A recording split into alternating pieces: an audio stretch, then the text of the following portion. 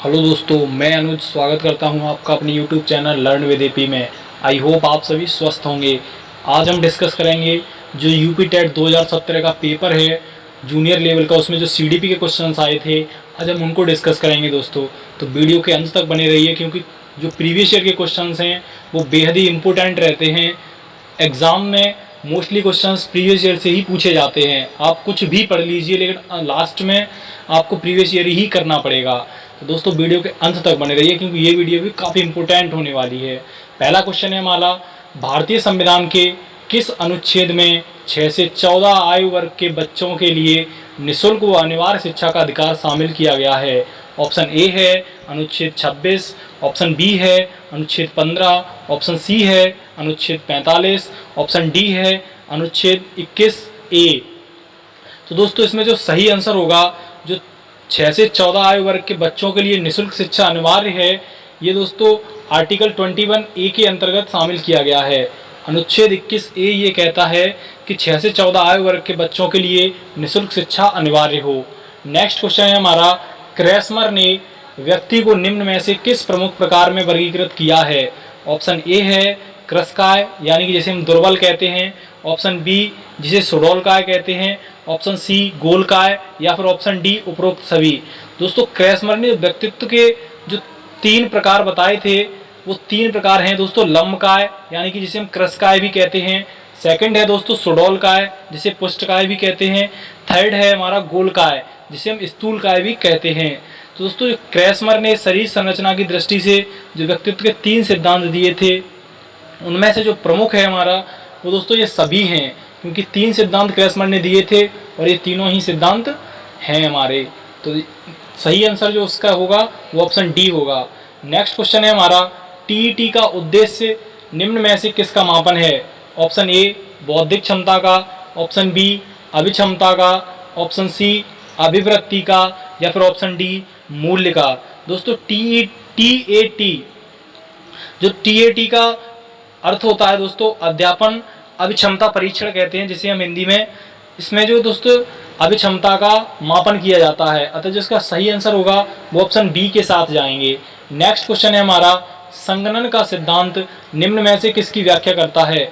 Option A अधिगम की, option B स्मृति की, ऑप्शन सी अभिप्रेरणा की, या फिर ऑप्शन डी सृजनात्मकता की। दोस्तों जो संगणन का सिद्धांत है वह स्मृति की व्याख्या करता है, अतः जिसका सही आंसर होगा वो ऑप्शन बी के साथ जाएंगे, क्योंकि दोस्तों संगणन का सिद्धांत जो होता है वह स्मृति से संबंधित होता है और यह मस्तिष्क सूचनाओं के संचयन में भी संबंधित होता है। नेक्स्ट क्वेश्चन है हमारा, निम्न में से कौन सी शिक्षा मनोवैज्ञानिक की सर्वाधिक वस्तुनिष्ठ विधि है? ऑप्शन ए है अंतर्दर्शन, ऑप्शन बी है बहिर्दर्शन, ऑप्शन सी है अवलोकन, या फिर ऑप्शन डी है दोस्तों प्रयोगीकरण।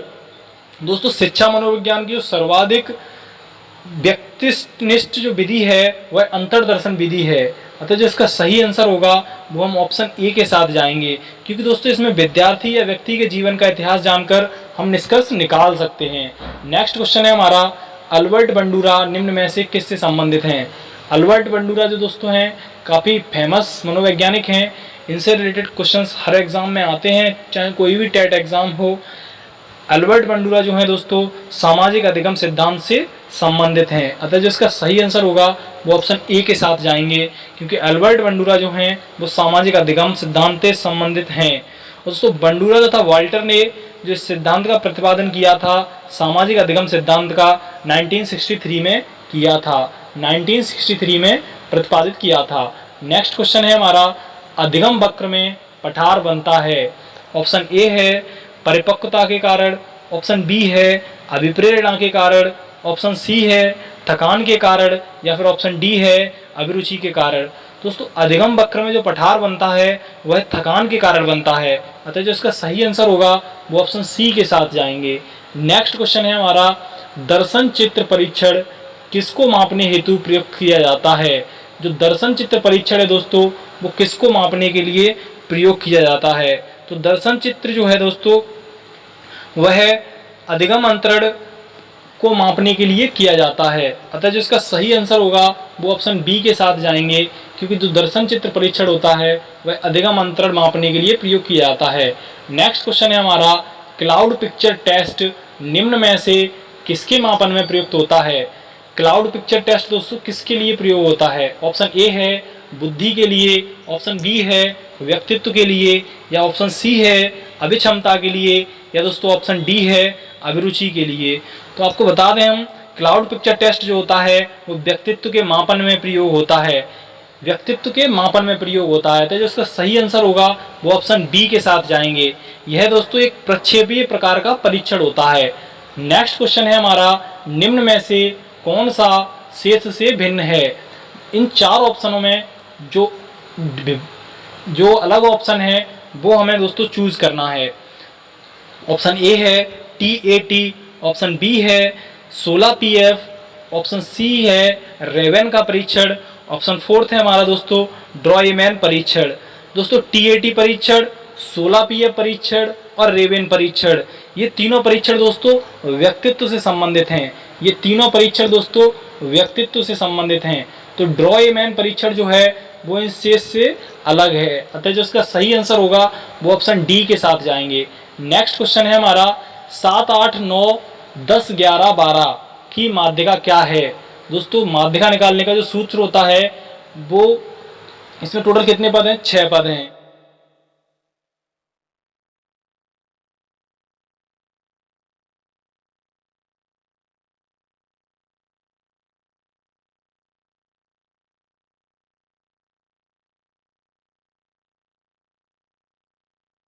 नेक्स्ट क्वेश्चन है हमारा, सूझ या अंतर्दृष्टि के सिद्धांत का प्रतिपादन किसने किया?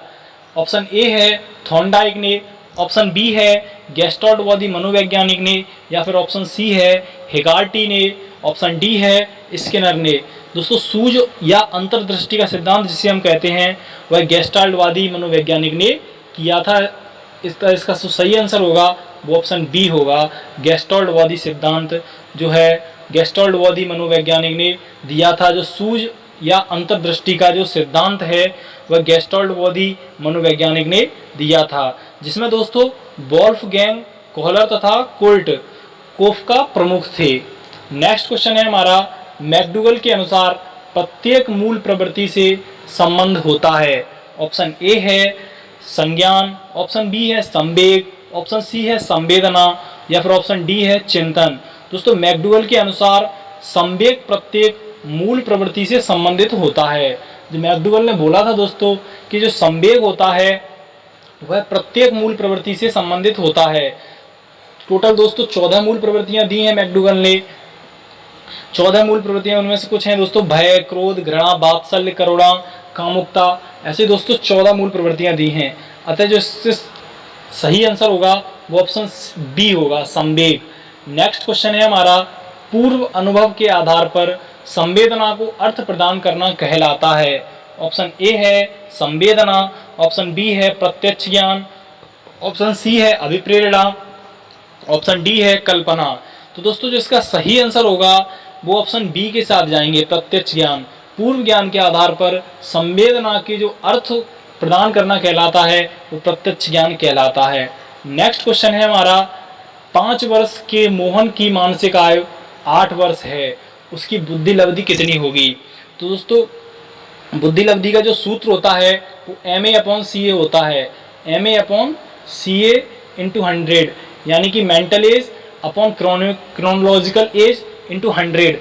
तो दोस्तों ये निकालेंगे हम, मेंटल एज कितनी दे रखी है हमारी? मेंटल एज दे रखी है 8, तो 8/5 × 100, 8/5 × 100। तो दोस्तों कितना हो गया? ये 20 टाइम गया, और 20 × 8 कितना हो गया?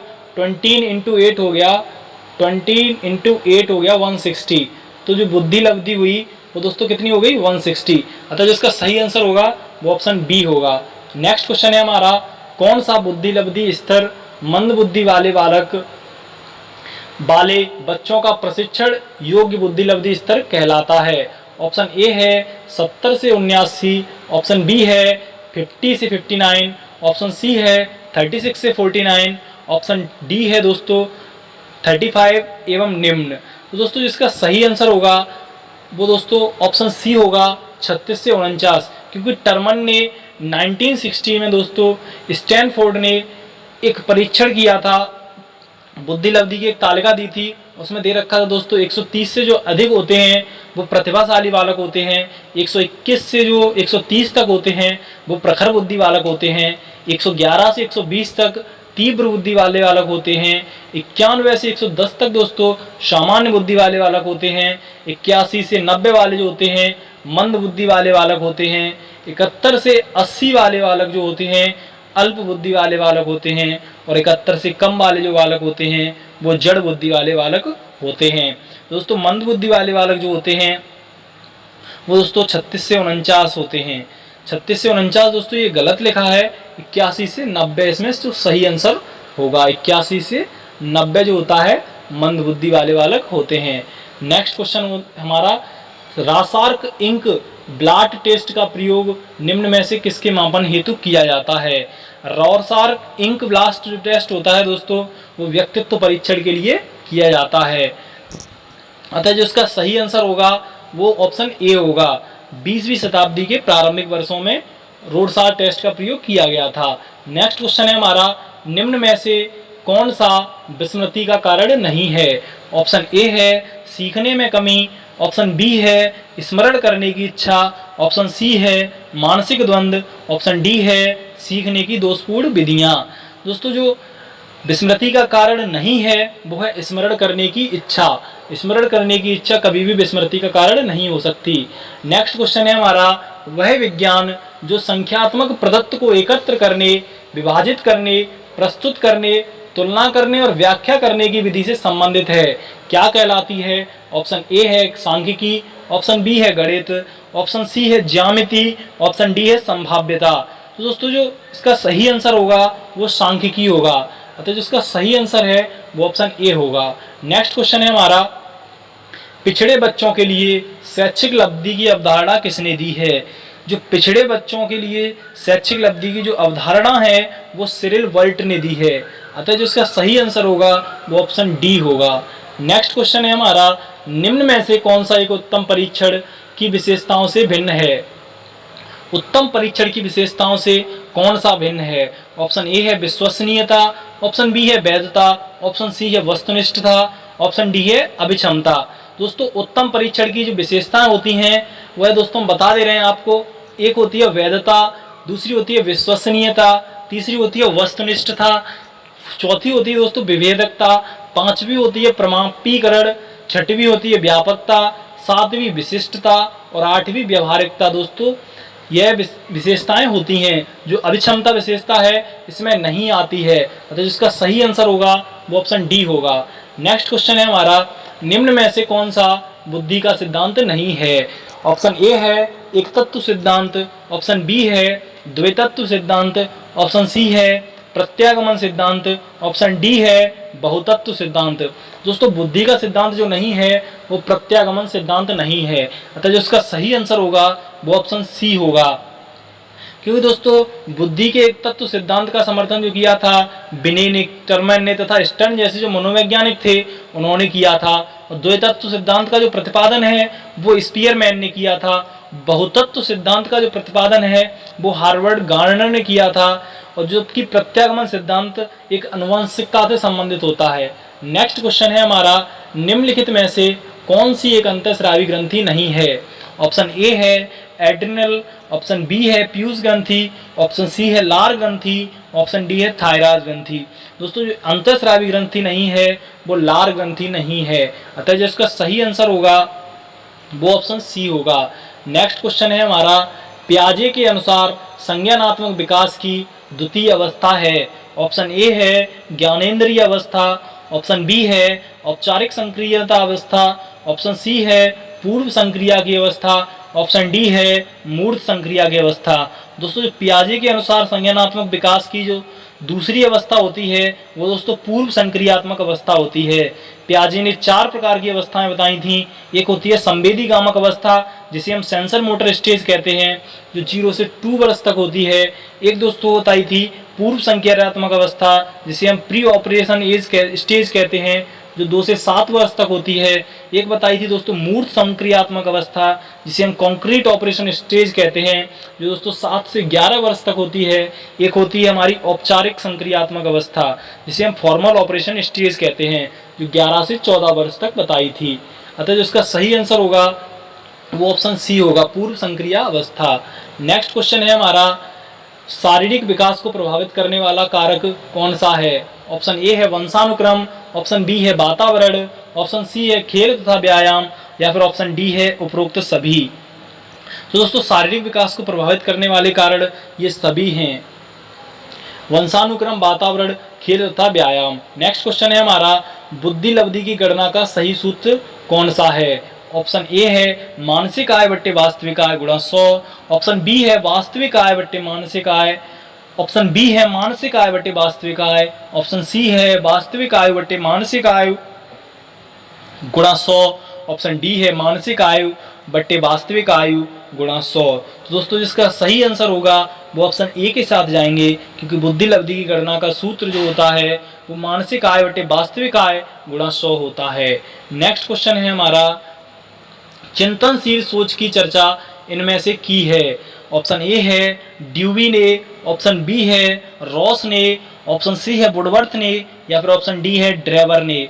दोस्तों चिंतनशील सोच की चर्चा की थी वो जॉन ड्यूवी ने की थी, अतः जो इसका सही आंसर होगा वो ऑप्शन ए के साथ जाएंगे। 1910 में जॉन ड्यूवी ने चिंतनशील सोच पर चर्चा की थी। नेक्स्ट क्वेश्चन है हमारा, आगमनात्मक तर्क के स्तरों में कौन सा शामिल नहीं है? ऑप्शन ए है अवलोकन, ऑप्शन बी है प्रयोग, ऑप्शन सी है समानीकरण, या फिर ऑप्शन डी है कल्पना। दोस्तों जो इसका सही आंसर होगा वो कल्पना होगा, क्योंकि आगमनात्मक तर्क के स्तर में कल्पना शामिल नहीं है। नेक्स्ट क्वेश्चन है हमारा, सीखी गई बात को धारण करने और पुनः स्मरण करने में असफल होना कहलाता है? ऑप्शन ए है विस्मरण, ऑप्शन बी है स्मरण, ऑप्शन सी है धारण, ऑप्शन डी है चिंतन।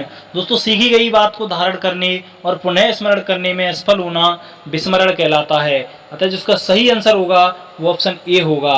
लास्ट क्वेश्चन है हमारा, मूल प्रवृत्ति की एक विशेषता है जो पाई जाती है? ऑप्शन ए है केवल मनुष्य में, ऑप्शन बी है केवल बिल्लियों तथा चूहों में, ऑप्शन सी है सभी प्राणियों में तथा यह जन्मजात व प्राकृतिक होती है, या फिर ऑप्शन डी है केवल कलाकारों में। दोस्तों मूल प्रवृत्ति की जो विशेषता होती है वह सभी प्राणियों में तथा यह जन्मजात व प्राकृतिक होती है, अतः जिसका सही आंसर होगा वो ऑप्शन सी होगा। धन्यवाद साथियों, नेक्स्ट वीडियो में हम फिर प्रीवियस ईयर क्वेश्चंस के साथ मिलते हैं। बने रहिए आप लोग, आपका सिलेक्शन इन्हीं क्वेश्चन से होना है। धन्यवाद।